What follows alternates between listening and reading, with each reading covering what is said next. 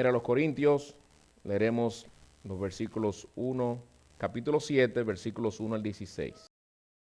Leo de la Nueva Versión de las Américas. En cuanto a las cosas de que me escribieron, bueno es para el hombre no tocar mujer. No obstante, por razón de las inmoralidades, que cada uno tenga su propia mujer y cada uno tenga su propio marido. Que el marido cumpla su deber para con su mujer e igualmente la mujer lo cumpla con el marido. La mujer no tiene autoridad sobre su propio cuerpo sino el marido, y asimismo el marido no tiene autoridad sobre su propio cuerpo sino la mujer. No se priven el uno del otro, excepto de común acuerdo o por cierto tiempo, para dedicarse a la oración. Vuelvan después a juntarse a fin de que Satanás no los tiente por causa de falta de dominio propio. Pero esto lo digo por vía de concesión, no como una orden. Sin embargo, yo desearía que todos los hombres fueran como yo. No obstante, cada cual ha recibido de Dios su propio don, unos de una manera y otros de otra. A los solteros y a las viudas digo que es bueno para ellos si se quedan como yo. Pero si carecen de dominio propio, cásense, que mejor es casarse que quemarse. A los casados instruyo, no yo, sino el Señor, que la mujer no debe dejar al marido. Pero si la deja, quédese sin casar, o de lo contrario, que se reconcilie con su marido, y que el marido no abandone a su mujer. Pero a los demás digo yo, no el Señor, que si un hermano tiene una mujer que no es creyente, y ella consiente en vivir con él, no lo abandone. Y si la mujer cuyo marido no es creyente, y él consiente en vivir con ella, no abandone a su marido. Porque el marido que no es creyente es santificado por medio de su mujer, y la mujer que no es creyente es santificada por medio de su marido creyente. De otra manera, sus hijos serían inmundos, pero ahora son santos. Sin embargo, si el que no es creyente se separa, que se separe. En tales casos, el hermano o la hermana no están obligados, sino que Dios nos ha llamado para vivir en paz. Pues, ¿cómo sabes tú, mujer, si salvarás a tu marido? ¿O cómo sabes tú, marido, si salvarás a tu mujer? Hasta ahí la lectura. Vamos a orar, hermanos, y a pedir al Señor su ayuda. Señor, nos postramos delante de ti una vez más, porque reconocemos que de ti procede toda buena dádiva y don perfecto. Tú eres el Dios de la gloria, tú eres aquel que has edificado tu iglesia y continuarás edificándola. Y sabemos que tú la edificas por medio de tu palabra. Señor, capacítanos para exponerla con claridad, con precisión, y que tu pueblo con atención, con solicitud la reciba. Que tú nos instruyas y sobre todo por tu espíritu nos capacites a vivir según ella. Ven a transformar nuestros matrimonios, ven a darles una perspectiva bíblica a los solteros, para que en todo podamos honrar a Cristo en nuestras vidas. En Él te lo pedimos. Amén. Los creyentes corintios, como muchos de ustedes ya saben, hermanos, vivían en una sociedad sumamente corrupta, especialmente caracterizada por la promiscuidad sexual. Ahora, ¿debían ellos por eso contrarrestar aquel entorno absteniéndose absolutamente de toda relación sexual en el contexto del matrimonio? ¿Era esa la manera de ser santos? ¿Debían los casados con inconversos, divorciarse de ellos una vez Cristo los salva? Porque ahora están casados con alguien que no conoce el Señor. ¿O acaso era preferible mejor quedarse solteros? Estas, hermanos, y otras preguntas más, los corintios le enviaron a Pablo por medio de una carta, y Pablo a partir de este capítulo empieza a responder esas preguntas.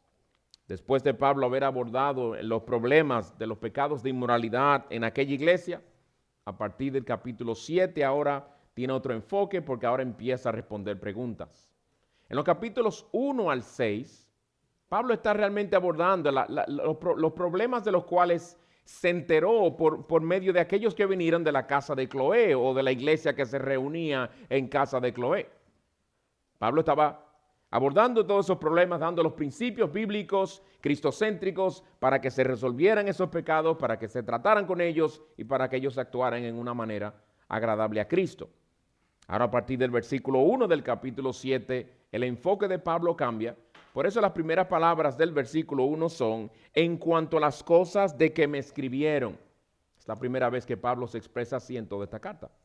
Porque ahora va a empezar a responder a las preguntas que ellos mismos les hicieron a él. Y no solamente en este versículo, sino que si vemos más adelante, por ejemplo, en el capítulo 7, versículo 21, Pablo dice, en cuanto a las vírgenes, es decir, en cuanto a lo que me preguntaste sobre las vírgenes, entonces pasa a responder. Capítulo 8, versículo 1, en cuanto a los sacrificados a los ídolos, pregunta al respecto también. Capítulo 12, versículo 1, en cuanto a los dones espirituales, esos capítulos de primera a Corintios 12, 14, fue en respuesta a preguntas que estos hermanos les hicieron. Y cuando lleguemos ahí nos daremos cuenta que había un tremendo desorden había en aquella iglesia con el uso de los dones extraordinarios. En el capítulo 16, versículo 1, ahora bien, en cuanto a la ofrenda para los santos, capítulo 16, versículo 12, en cuanto a nuestro hermano Apolos. Estos son, hermanos, los temas de los que Pablo trata con aquellos hermanos porque ellos le habían preguntado a él sobre estas cosas.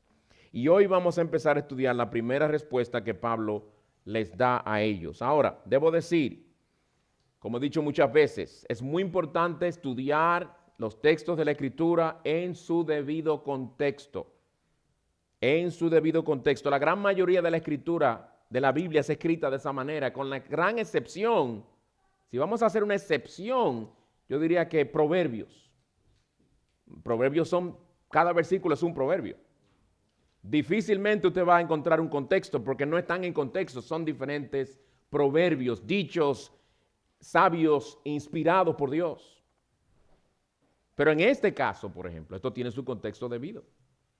Y debemos tener en cuenta qué es lo que Pablo está respondiendo aquí para entender lo que nos está diciendo. Porque si nosotros, por ejemplo, especialmente llevándonos del título del sermón, la soltería y el matrimonio, vienen ustedes con la esperanza de que el capítulo 7 de 1 Corintios les va a decir todo lo que la Biblia enseña con respecto al matrimonio y la soltería, van a salir desilusionados porque no es eso lo que ese capítulo trata.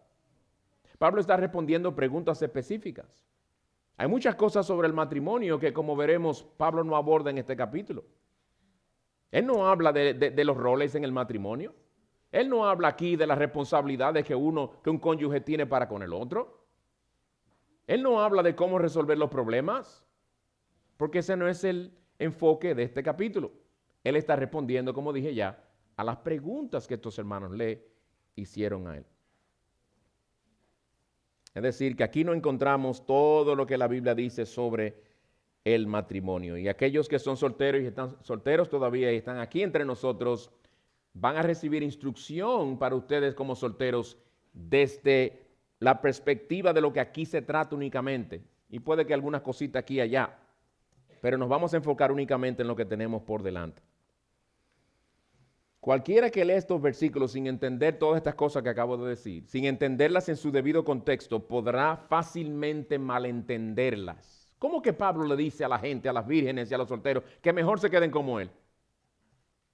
¿Cómo que mejor se queden como él? Aunque no hemos llegado ahí, obviamente, sino no el próximo domingo, sino el de arriba, llegaremos al versículo, creo que es el 26. Miren el versículo 26 de 1 Corintios 7, que vuelve a tratar el tema sigue hablando ahora de las vírgenes. Dice el versículo 26, creo pues que esto es bueno, es decir, el quedarse como él estaba, ¿verdad? Es el contexto, que esto es bueno en vista de la presente aflicción, en este caso persecución. Es decir, que es bueno que el hombre se quede como está. Por las circunstancias providenciales en las que se encontraban los cristianos en el primer siglo. Y no tanto en ese momento. Algunos piensan que quizás será que Pablo está profetizando la gran persecución que se desataría por medio de Nerón en los años 60 después de Cristo. Es decir, unos quizás 8 años después de haber escrito lo que escribe aquí. Si de por sí es duro, difícil ser objeto de una persecución a lo estilo Nerón, que fue horrible, usaba a los cristianos de antorcha al quemarlos en la ciudad de Roma. Imagínense casados, corriendo con niños y una esposa, Por eso, cuando Pablo dice, le recomiendo, y lo dice, que no es el Señor que se lo está diciendo, sino Él. Yo le aconsejo que se quede mejor como yo. No, con eso Pablo no está diciendo que es mejor estar solo que casado. Todo debe entenderse en su contexto. Empecemos con el versículo 1 entonces, donde Pablo, al igual que en las otras ocasiones donde empieza a responder preguntas que los hermanos le hacen, hace referencia a lo que la gran mayoría de los comentaristas piensan, que es Pablo citando lo que ellos le habían dicho a él y pasa a responderle. Versículo 1, en cuanto a las cosas de que me escribieron, bueno es para el hombre no tocar mujer. Esto posiblemente hubiera aparecido entre comillas, como haciendo referencia a lo que les dijeron en la carta que ellos le enviaron, o puede muy bien ser una pregunta que ellos les hicieron a él. Pablo, ¿es bueno para uno el no tener relaciones sexuales a la luz de esta sociedad tan promiscua, Pablo? A la luz de lo que está pasando y el hecho de que vivimos en una sociedad donde literalmente el sexo lo adoraban, porque habían hasta prostitutas en los templos paganos, donde por medio de esos actos sexuales se adoraban a sus dioses. Esto era horrible.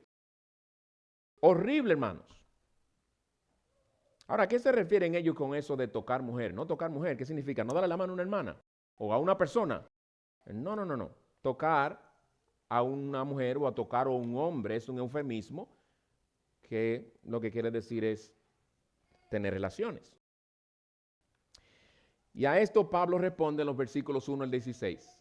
¿Ustedes quieren saber si es bueno no tocar a alguien, si es bueno no tener relaciones? Si es bueno realmente quedarse soltero a la luz de la situación en la que estamos viviendo. Ustedes quieren saber cuál es la respuesta y entonces él pasa a responderle. Entonces lo que vamos a hacer en este estudio, hermanos, al ver los versículos 1 al 16, es ver tres temas que básicamente Pablo trata aquí. Veremos en primer lugar las relaciones sexuales son un deber y un privilegio mutuo. Es algo que él recalca aquí. 2, la soltería puede ser un estado de gran bendición y utilidad. Y 3, instrucciones para los casados con inconversos. Eso es lo que vamos a ver aquí. Hay algunas partes, algunos versículos que no vamos a estar enfatizando y no vamos a poder abordarlos como quisiéramos. Veamos en primer lugar, las relaciones sexuales son un privilegio y un deber mutuo. Contrario a lo que muchos hombres en su egoísmo piensan, y especialmente en aquella cultura grecorromana, las relaciones sexuales no son un privilegio para el hombre, pero un deber para la mujer. Así algunos lo ven. Así algunos lo ven. Hombres especialmente. La intimidad en el matrimonio debe ser una entrega intencional mutua, no unilateral. Lo cual quiere decir que los dos deben estar involucrados en ello como un acto de amor del uno para con el otro. No un acto en el que uno hace algo por deseo y el otro lo hace por obligación. ¿Y de dónde sale esto que he dicho en el pasaje que estamos estudiando? Versículo 3. Que el marido cumpla su deber para con su mujer, y no se detiene ahí, e igualmente la mujer lo cumpla con el marido. Es mutuo. Es su cumplimiento y un acto en el que mutuamente se lleva a cabo, se hacen bien, se atienden, se satisfacen mutuamente. La palabra que aquí se traduce deber, que el marido cumpla su deber, quiere decir deuda, quiere decir obligación. El marido tiene que pagarle a su esposa la deuda conyugal que le debe. Y de igual manera, ella también debe pagarle a él la deuda o la obligación conyugal que le debe. Es decir, que el sexo no es un favor que el cónyuge le hace al otro, sino un deber, una obligación de amor mutuo. Obligación de amor. Claro, esto no es algo de lo que se debe abusar, ¿verdad? Porque no es que un cónyuge le va a decir al otro, mira, dame lo que tú me debes. Cuidado. Ten cuidado. con estar exigiendo que se te paguen deudas. El énfasis del texto no es que cada uno de forma intensa, el énfasis del texto es más bien que cada uno de forma intencional y movida por amor debería estar preocupado por el otro y debería tener una actitud que diga lo siguiente: esto es algo que yo le debo a mi esposo. Esto es algo que yo le debo a mi esposa. Es decir, no debemos ser egocéntricos en este asunto de la intimidad. Muy bien dijo el muy conocido Jay Adams: el amor da mientras que la lujuria demanda algo para sí. Amor, lujuria. ¿El amor qué hace? Yo me entrego a mi cónyuge. El que viene con lujuria lo que está diciendo: dame a mí lo que yo quiero. ¿Y cuántos no son los que actúan de esa manera con respecto a la intimidad? Este es un llamado, hermanos, a cada uno de los cónyuges a aceptar y cumplir este deber que el Señor les ha impuesto. Las relaciones sexuales deben verse como la entrega mutua del uno al otro. No principal y únicamente el placer propio, como muchas veces sucede, especialmente en el caso de los hombres, que buscan muchas veces únicamente el placer propio. Esa nunca debe ser la meta principal de las relaciones sexuales en el matrimonio. Por cierto, para no tener que estar diciéndolo, cuando yo hable de relaciones sexuales, tengan por sentado que estoy hablando, den por sentado, que estoy hablando desde una perspectiva bíblica, porque Dios únicamente aprueba las relaciones sexuales en el contexto del matrimonio. ¿Quedó claro? Seguimos. La motivación principal es de que cada uno debe ser motivado por un amor sincero, por el complacer al cónyuge, por satisfacer al cónyuge y buscar la felicidad del cónyuge en ese mismo acto. Las parejas casadas más satisfechas en la intimidad siempre serán aquellas en las que ambos piensan más en el otro que en sí mismo. Usted encuentra una pareja que se ve que se ama, que se ve que se goza el uno al otro y están buscando el placer del otro y no el suyo, principalmente, en el contexto de la intimidad. Tristemente, cuando uno de los dos percibe que el otro casi siempre busca la intimidad de forma egoísta y carente de cariño, de ternura y de atención, la relación empieza a deteriorarse. Porque la persona se ve usada, se ve como un mero objeto. Nunca me abraza, nunca me besa, nunca me toca, nunca me halaga, excepto cuando busca aquello. Si ese es un patrón, la persona se da cuenta. No toma mucho para darse cuenta, especialmente las mujeres que tienen un sexto sentido, ¿verdad? Y el hombre anda a veces distraído, despistado, en Despitolandia anda él. A veces yo digo que hay que comprarle un té de avispa para que se avispe. Algunos andan muy despistados. Y ellos creen que la mujer no se da cuenta de eso. Fácilmente se nos olvida de que las cosas cambiaron desde que nos casamos. Algo que Pablo les recuerda a los corintios en el versículo 4. Miren en qué sentido cambió. Hubo un cambio drástico cuando nos casamos. Y es que nos dice que en el matrimonio ya no nos pertenecemos a nosotros mismos. Escuchen lo que dice el versículo 4. La mujer no tiene autoridad sobre su propio cuerpo, sino el marido. Y asimismo, el marido no tiene autoridad sobre su propio cuerpo, sino la mujer. Y está hablando en el contexto de la intimidad. Cuando uno se casa, uno pierde el derecho que tenía sobre su propio cuerpo. Ahora ese cuerpo le pertenece a nuestro cónyuge. Y tiene ella razón, yo creo, en algunos casos, digo yo, puede tener razón al decirte: mira, fulano, ponte a hacer ejercicio, porque cuando yo me casé contigo tú no tienes esa barriga. Y ese cuerpo es mío. O sea, tú le vendiste un producto en cierta condición y ahora le sale con otra cosa. Pero si tu esposa te expresa algo en ese sentido de que le gustaría que te ejercites para que bajes de peso, para que estés en mejor condición física, dale importancia. No únicamente lo veas como un buen consejo, una buena exhortación, velo también como ella tiene derecho a exigirme eso. Ella tiene derecho a exigirme eso, o él tiene derecho a exigirme eso, porque me encontrará más atractiva. Cuando aquel día dijimos que sí en la presencia de Dios y muchos testigos, el día de nuestras bodas, renunciamos al derecho que teníamos sobre nuestros cuerpos. Antes de casarte, mi hermano, te dijeron que cuando te casaras te ibas a entregar por completo a tu esposa o a tu esposo, ¿te lo dijeron? ¿Te dijeron que ibas a ser completamente de ella o de él? ¿Sabías que ese cuerpo iba a ser de ella? Eso es lo que el Señor te está diciendo, nos está diciendo en este versículo.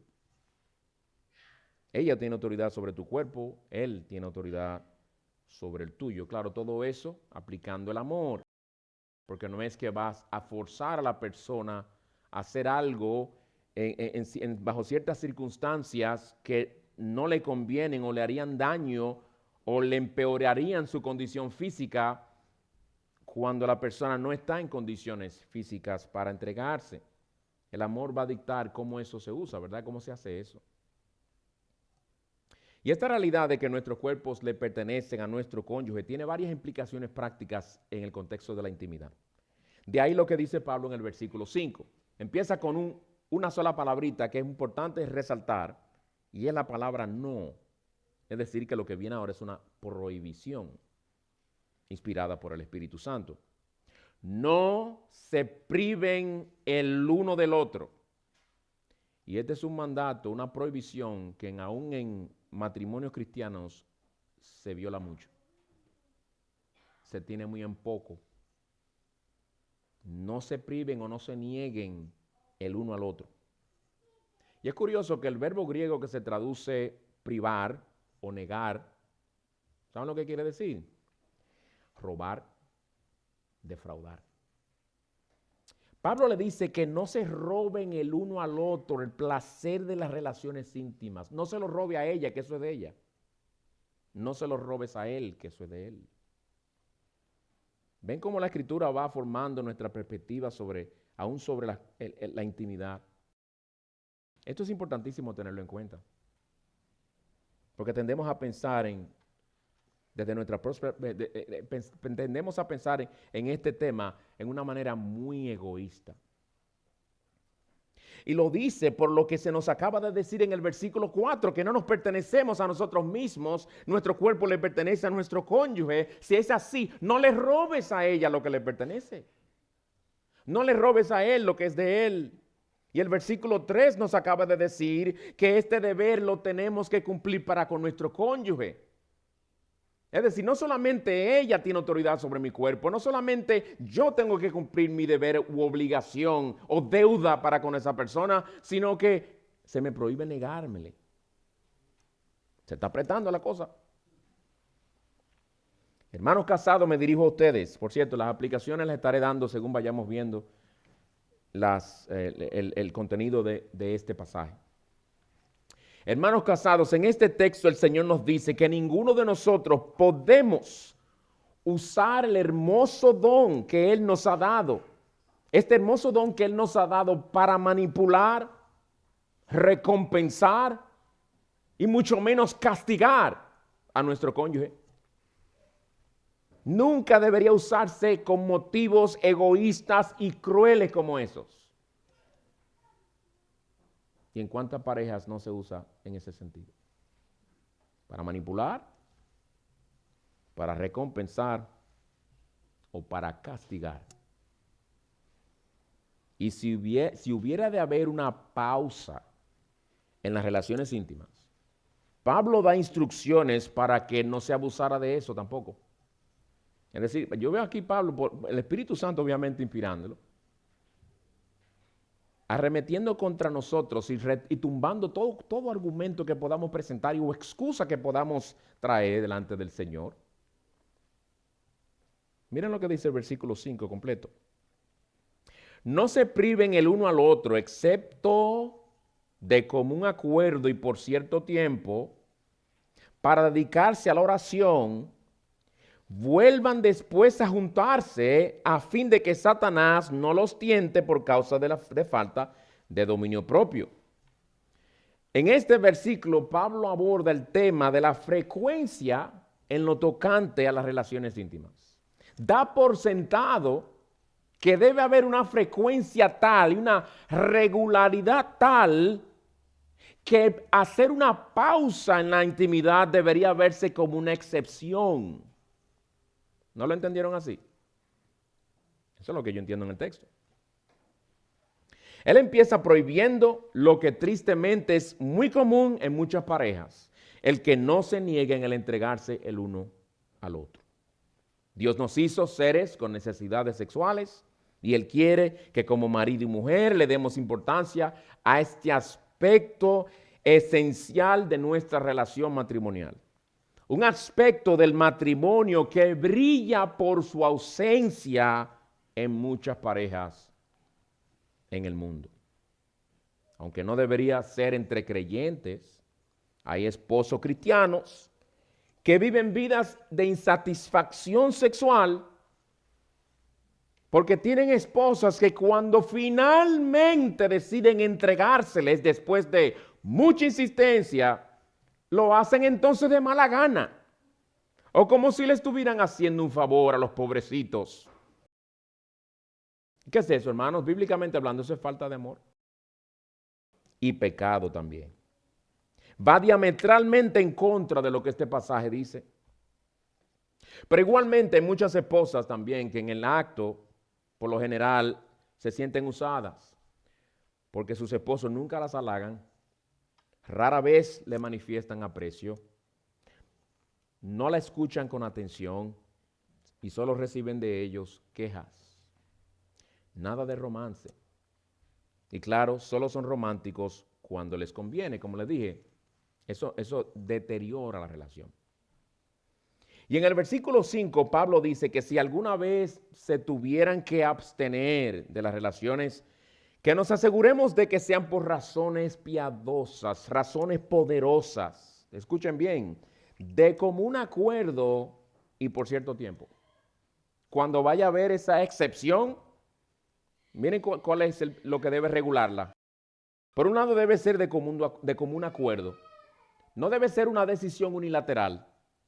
No debe ser que ella decida que se ponga muy espiritual. No, yo estaré ayunando por 3 meses. Yo no voy a estar en eso. ¿Y él está de acuerdo? Claro que no está de acuerdo. De común acuerdo. ¿Qué implica eso? Que se sentaron a conversar sobre el tema. Que se pusieron de acuerdo al respecto. Que uno dio una idea, otro dio la otra. Y dice Pablo, y por cierto tiempo, no indefinidamente.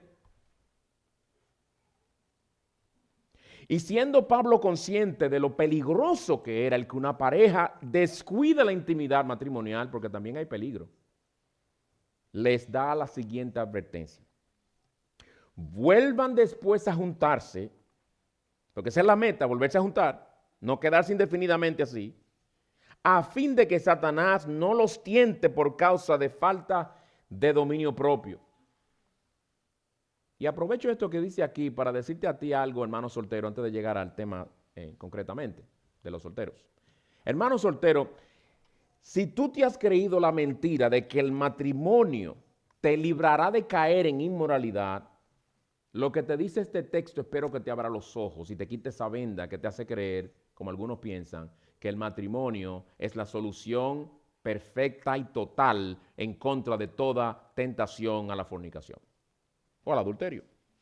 El león rugiente que anda buscando a quien devorar no respeta los lazos matrimoniales.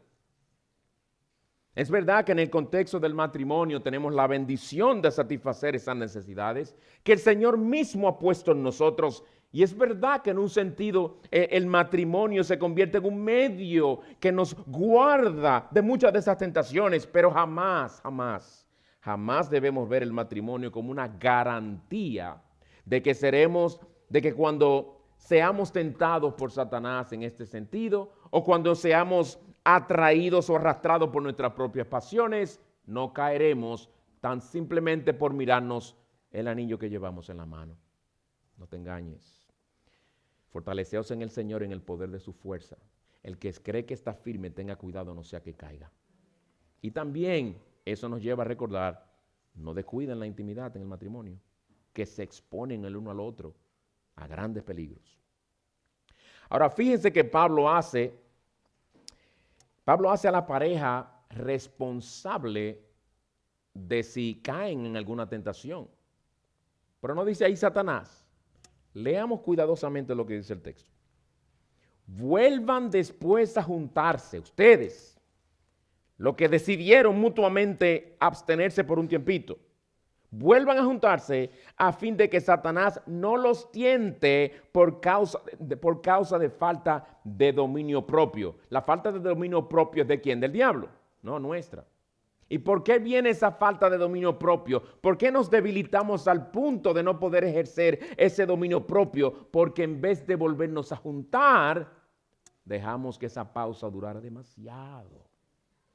Entonces nosotros mismos nos exponemos al diablo cuando descuidamos la regularidad en la intimidad. Hermanos casados, todos nosotros tenemos la obligación de glorificar a Dios en todo aspecto de nuestro matrimonio, incluso en la intimidad.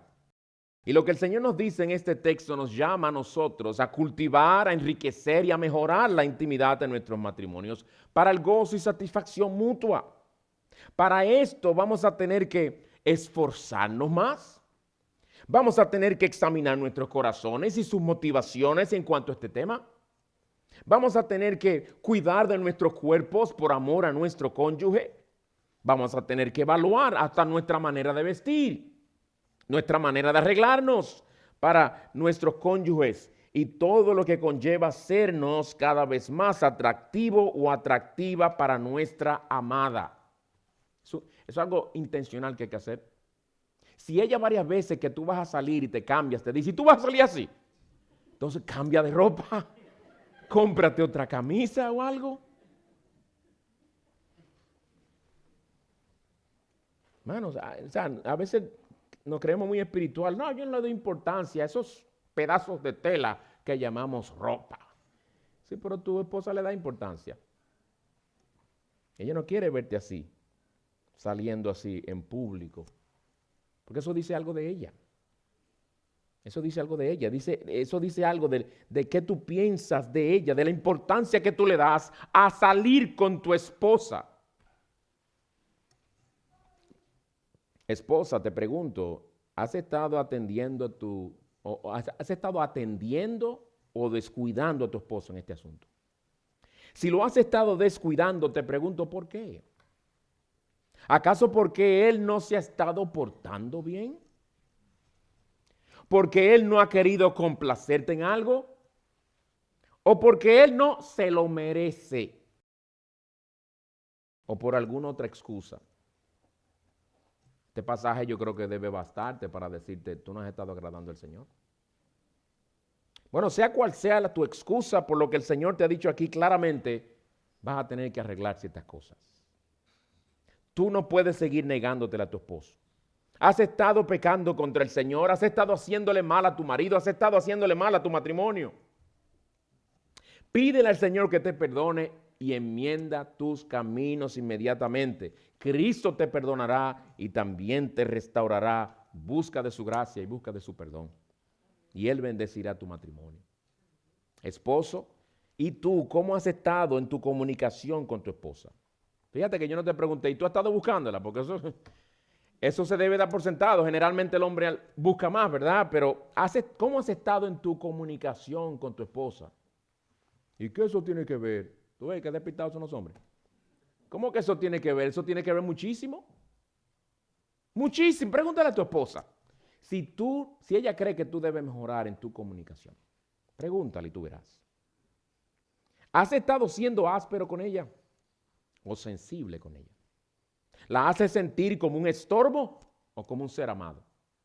¿Has llegado a pensar, piensa ella que tú piensas de ella, que ella te hastía por la manera en que la tratas?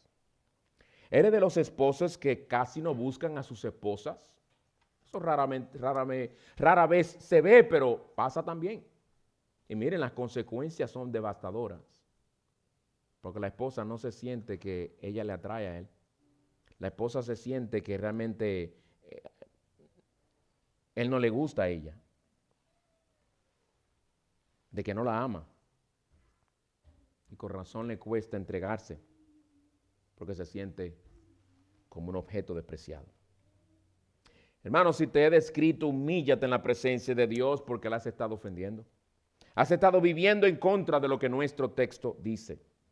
Hermano, hermana, analiza tu vida de intimidad conyugal a la luz de lo que dice este pasaje.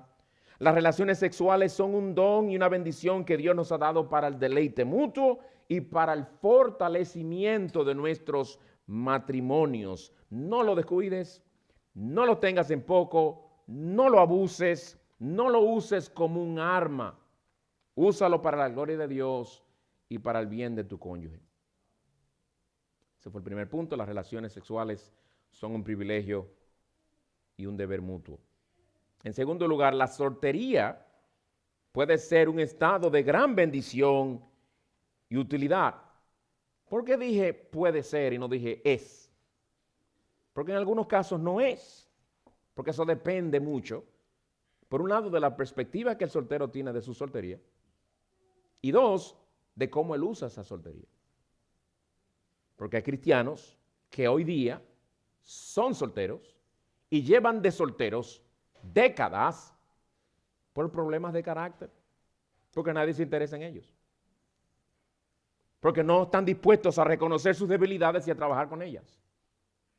Porque no hacen el esfuerzo tampoco de conocer a alguien. O porque no se esfuerzan por ser mejores proveedores. Hace muchos años, un hermano en los años 80, cuando era nuevo creyente, nosotros queríamos que él se casara. Él me llevaba como algunos 15 años. Queríamos que él se casara. Y trataba por aquí, trataba por allá, porque hay otros que tratan y tratan y tratan con todo el mundo. Hasta que me dijo, las hermanas de esta iglesia tienen el ministerio del limpiaparabrisas. ¿Cómo así? Le dicen no a todo el mundo. Okay. Pero ¿por qué te dicen que no? ¿Por qué te dicen que no? Finalmente, gracias al Señor, él logró, por la misericordia y provisión del Señor, se casó. Pero hermanos, la soltería ciertamente puede ser un estado de gran bendición y utilidad.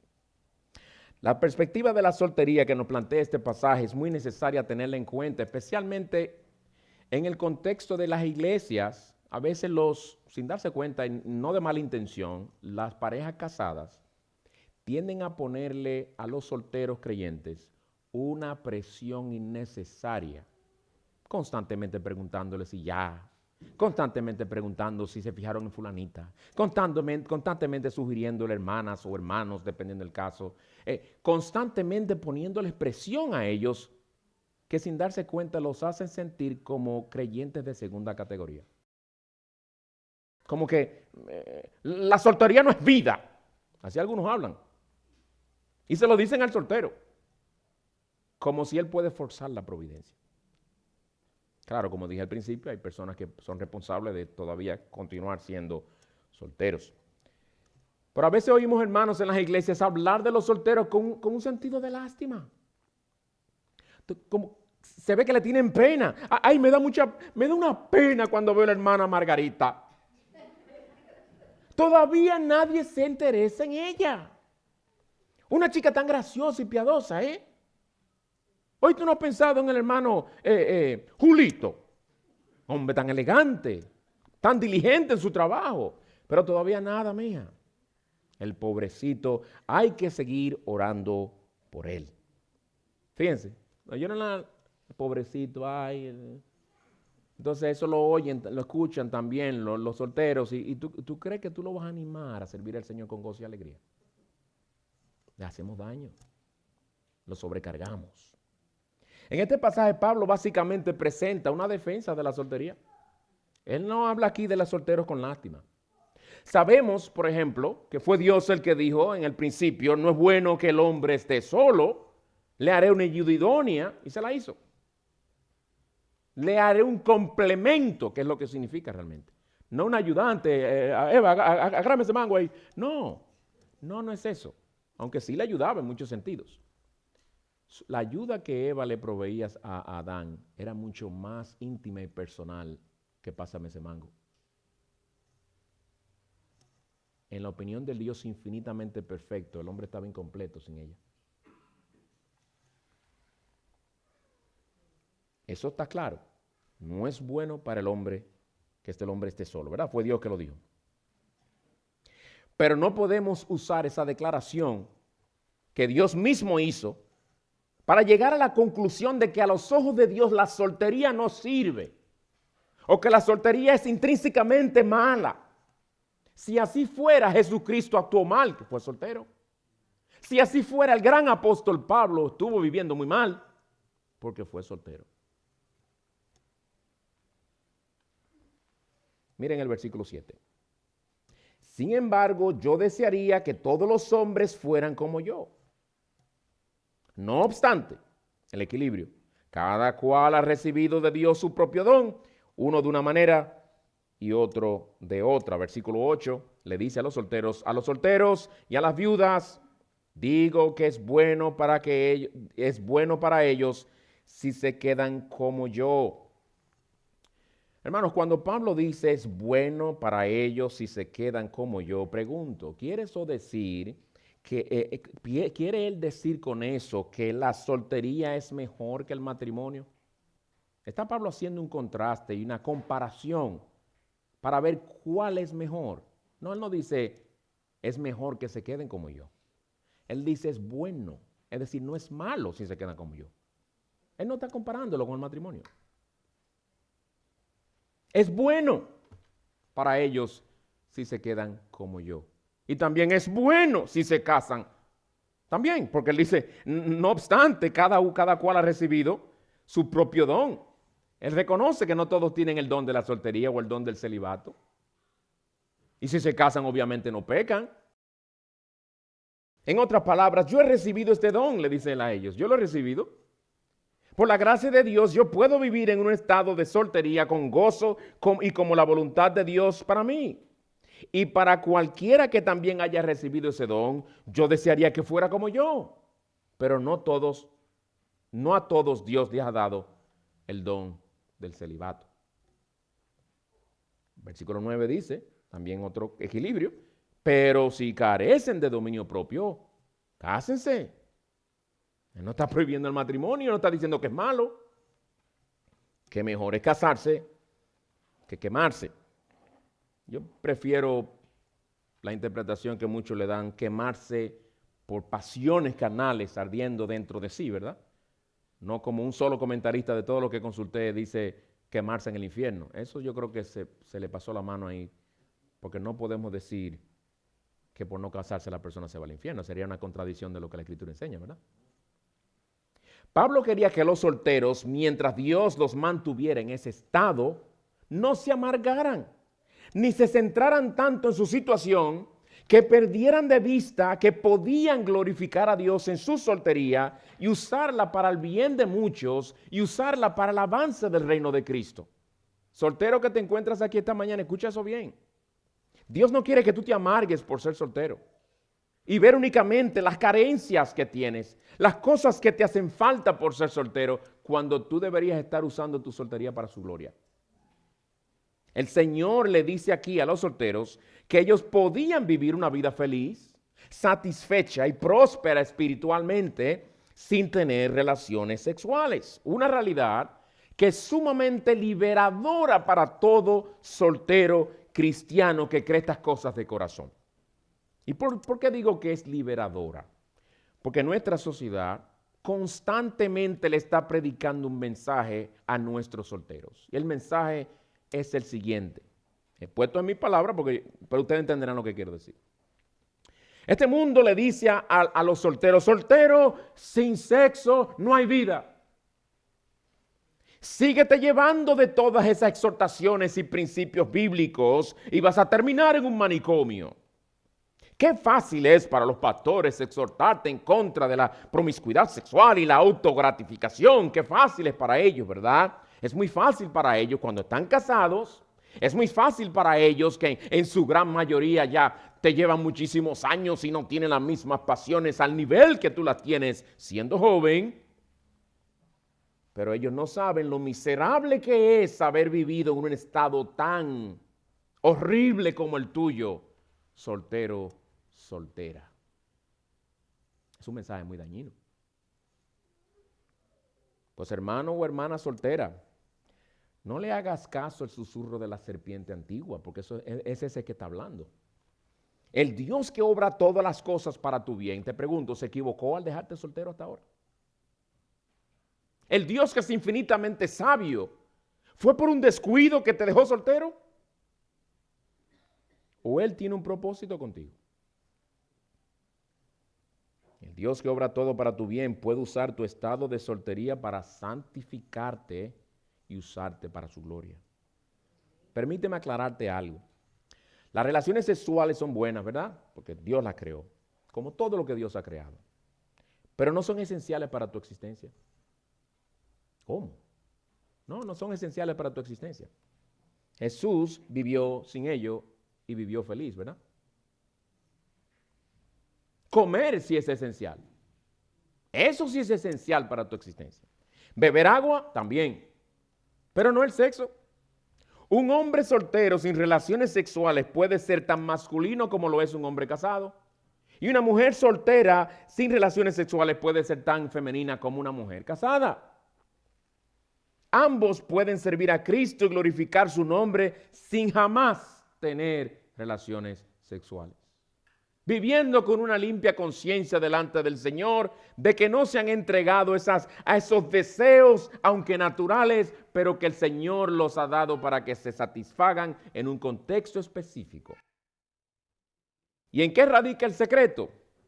El versículo 7, en la segunda parte, dice, cada cual ha recibido de Dios su propio don, uno de una manera y otro de otra. Uno tiene el don del celibato y el otro el don del matrimonio. Ambos son dones de Dios, a quien hay que clamar para que nos dé la gracia para ser fieles a Él, sea en la soltería o en el matrimonio, siempre será Dios. Siempre será Dios.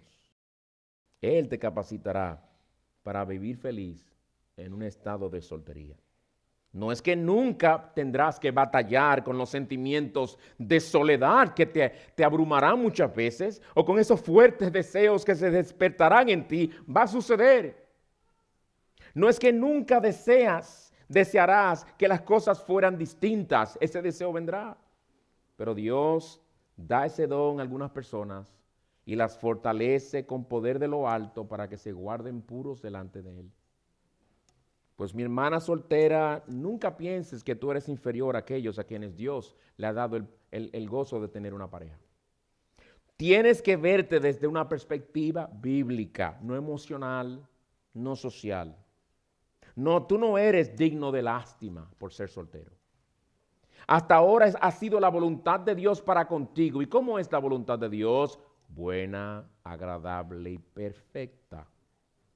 No la critiques.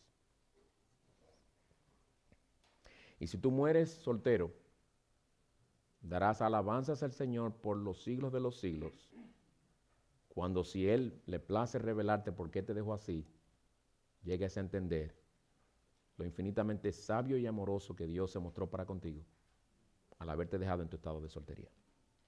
Lo que el Señor no quiere es que te enfoques tanto en lo que no tienes y quisieras tener, que te olvides de que el Señor quiere que le sirvas como estás. Tú tienes más tiempo en tus manos que nosotros los casados. ¿Se te olvidó eso? Si lo usas bien. El tiempo lo tenemos, todos tenemos 24 horas al día, ¿verdad? Pero no todos usamos de igual manera las horas que tenemos a nuestra disposición. Hay casados que usan mejor su tiempo que algunos solteros que se la pasan perdiendo el tiempo en algunos, sea redes sociales, sea viendo televisión, sea lo que sea. Mi pregunta es, soltero, ¿has estado usando todo este tiempo disponible para profundizar en tu conocimiento de Dios? ¿Has estado usando ese tiempo para servir a Cristo y su iglesia? Has estado usando ese tiempo para nutrir tu alma con la palabra de Dios, la oración, el estudio de buenos libros y el servir a los demás. Has estado procurando el avance del reino de Cristo. ¿Qué has estado haciendo para cultivar tu vida espiritual? Para poder ser el esposo y la esposa que Dios quiere que tú seas si a Él le place darte una pareja. Tú tienes que estarte preparando. Soltero, deja de lamentar tu miseria y ponte a servir a Cristo. Esa es mi exhortación para ti. Tercero y último lugar, y el reloj amenaza, esto va a ser más breve. Instrucciones para los casados con inconversos. Instrucciones para los casados con inconversos. En aquella iglesia había varias personas que después de haberse casado, el Señor obró en uno de ellos dos para salvación y ahora se encontraban en la situación que le tienen que preguntar a Pablo, ¿y nosotros? Tengo que entonces separarme. Y por cierto, la palabra separarse aquí en este contexto, que se usa varias veces, no es una separación temporal, está hablando de divorcio. Ese es el contexto. Por eso en una dice, quédese sin casarse. Queda por entendido eso, que se divorció. Entonces, entendamos el verbo separarse aquí. Ellos preguntaban, Pablo, ¿nos debemos entonces separar por medio de un divorcio? ¿Nos debemos divorciar de ellos porque no son creyentes? Pablo dice, no. Si la persona consiente seguir casado contigo, sigue casado. Ahora, si la persona decide dejarte y tú hiciste el intento porque esa persona se quedara y quiso dejarte como quiera, el Señor dice, tú eres libre. Eso es lo que dice este contexto, este pasaje. Bueno, ahí se encontraban algunos de estos hermanos, como es también común aún en nuestros medios. En esta iglesia hay personas casadas con personas que no conocen al Señor aún. Claro, estas personas aman a su esposo o a su esposa a pesar de que no conocen al Señor. Procuran su bien físico como su bien espiritual también. Pero la realidad es que uno vive en la luz y el otro en las tinieblas. A uno le importa muchísimo lo que Dios piensa y al otro le importa muy poco o no le importa nada. Entonces, esta realidad de tener un matrimonio en este sentido, en que uno es creyente y el otro no, generalmente aquí y allá va a producir desacuerdos, discusiones, a veces distanciamiento, porque muchas cosas no tienen una misma mente y un mismo sentir. Ahora, parece ser que había algunos allí que estaban animando a estos hermanos, pues entonces déjalo. ¿Cómo tú vas a vivir en esa situación? Déjalo. Y quizás los matrimonios se decían, los que eran casados así con personas inconversas, mira qué feliz se ve aquella pareja creyente. Cómo irradia el amor de Cristo en medio de ellos, cómo se hablan, cómo se miran, cómo adoran juntos al Señor, cómo se comparten las cosas bíblicas, espirituales que están aprendiendo. Qué lindo, qué bendición, cómo se respetan, cómo se aman. Ojalá yo tuviera esa bendición. Cuídate de esas comparaciones, mi hermano. Porque especialmente al pasar los años y tú ver que las cosas no cambian, reconoce y recuerda las salvaciones de Jehová. Clama al Señor con fe. Clama al Señor con fe. Bueno, a estas personas Pablo les dice en los versículos 12 y 13, pero a los demás digo yo, no el Señor. Cuando él dice, por cierto, déjame aclarar algo aquí. Pablo varias veces en este pasaje y en este contexto habla de, digo yo, no el Señor, dice el Señor, no yo, etc. Él está siendo transparente con ellos. Y lo que les está diciendo, el Señor no ha dado instrucción específica al respecto, pero yo como apóstol del Señor Jesucristo, y tiene autoridad, les exhorto a lo siguiente. Él no se está inventando exhortaciones, diciéndole y haciéndole creer que vienen directamente del Señor, cuando no era así. Eso muestra integridad por parte del apóstol. Pero a los demás digo yo, no el Señor, que si un hermano tiene una mujer que no es creyente y ella consiente en vivir con él, no la abandone. Y la mujer cuyo marido no es creyente y él consiente en vivir con ella, no abandone a su marido. Corintios, esa es su respuesta. Quédense casados. Y el Señor por medio de Pablo les dice a los que viven en una situación así, te he dado una tremenda oportunidad para evangelizar. Tremenda oportunidad para mostrar el amor de Cristo en una situación como la tuya. Este es el llamado de Dios para ti, mi hermano, para ti, mi hermana. Versículo 14, porque el marido que no es creyente es santificado por medio de su mujer, y la mujer que no es creyente es santificada por medio de su marido creyente. Aquí el ser santificado no quiere decir ser transformado en su ser interior. No es que la esposa puede lograr un cambio interior o espiritual en el esposo inconverso o viceversa, sino más bien que santificado se usa en el sentido de apartado de una persona bajo privilegios especiales. Un marido inconverso casado con una creyente tiene un evangelista 24 horas del día con él ahí. Tiene una persona de la cual oirá las cosas del Señor que de otra manera fuera diferente.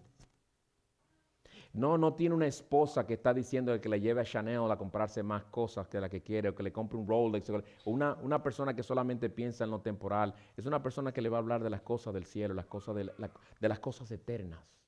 Le va a hablar de Cristo. En ese sentido, ese individuo es separado de lo que comúnmente sucede en la gran mayoría de los hogares donde no se teme al Señor. Es separado en ese sentido por tener una esposa creyente o ella tener un esposo creyente. En ese sentido, es santificado. Y tú, mi hermana en Cristo, o tú, mi hermano en Cristo, casado con una persona que no conoce al Señor, tienes ese inmenso privilegio de ser usado por Dios para ser una influencia en tu hogar en ese sentido. Porque recuerda, en ese hogar, antes de convertirse uno de ustedes dos, cuando los dos eran inconversos, las cosas eran muy diferentes. Ahora es diferente porque ahora hay una influencia cristiana. Y aunque el esposo es todavía inconverso, ya él no dice las palabrotas que antes decía, por respeto a ti. Ya no hace muchas cosas que hacía por no querer ofenderte. Y hay muchos de estos esposos que están hasta dispuestos a traer a sus esposas a la iglesia, aunque muchas veces ya no entran. Yo vi eso por años. Un individuo dejaba a su esposa en la puerta, y rara vez venía esa persona y se quedaba a escuchar la palabra.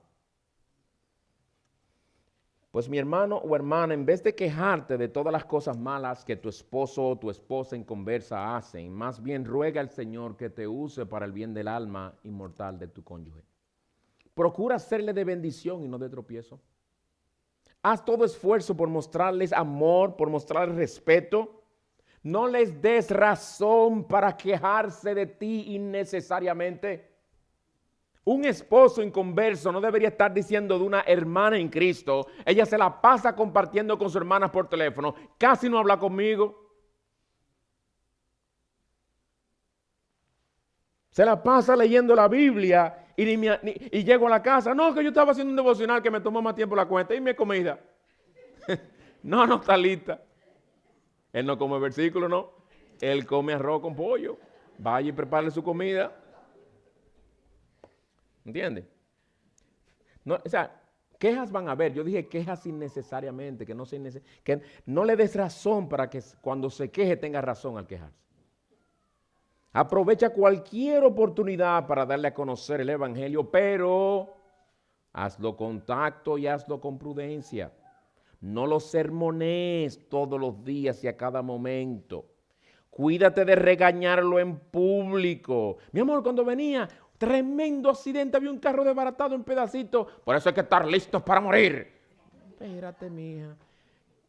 Primero tengamos compasión de esa persona que acaba de morir, sus seres queridos que han sufrido ahí. Sí es verdad que tenemos que estar listos para morir, pero de seguro que tu esposo o tu esposa inconversa ha oído eso de ti, Cuchu, ¿cuántas veces? Deja que el Señor por su espíritu le traiga solamente, pero tú muestras compasión, misericordia quiere, no sacrificio. No estés sermoneando tanto. No lo regañes en público. Hay esposas que tratan a sus esposos como si fueran niños mayores. Y jamás lo compares con esposos cristianos que tú conoces. Procura ganártelo sin palabras como Pedro exhorta en su primera epístola. Y mi hermana, haz todo esto en oración y con la esperanza de que Dios te use como instrumento para la salvación de tu esposo o tu esposa. ¿Y cuál es el incentivo? Versículo 16. Pues ¿cómo sabes tú, mujer, si salvarás a tu esposo? ¿O cómo sabes tú, marido, si salvarás a tu mujer? En otras palabras, tú no sabes si tú puedes ser usado por Dios. Él no está aquí dando una seguridad, una garantía. Está haciendo una pregunta que debe llevarnos a reflexionar. Ese es tu ministerio. No criticarlo, no pensar mal de él, sino mostrarle cómo por la gracia de Cristo tú eres cada vez mejor, una mejor esposa que le ama, que le sirve, que te entregas a él también. No te le niegues.